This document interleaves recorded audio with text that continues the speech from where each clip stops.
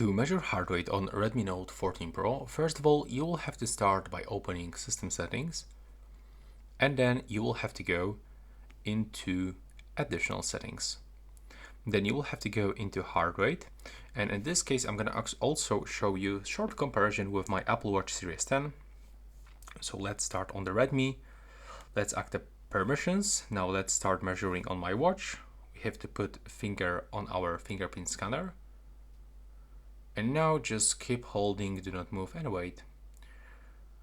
And let's wait for the final result.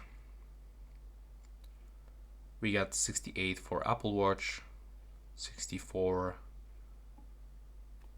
Okay, so it's pretty cool, it's pretty close. 64 on Xiaomi and 65, around 65 on the Apple Watch. So as you can see, that's how it actually works. If you find it useful, please leave a like.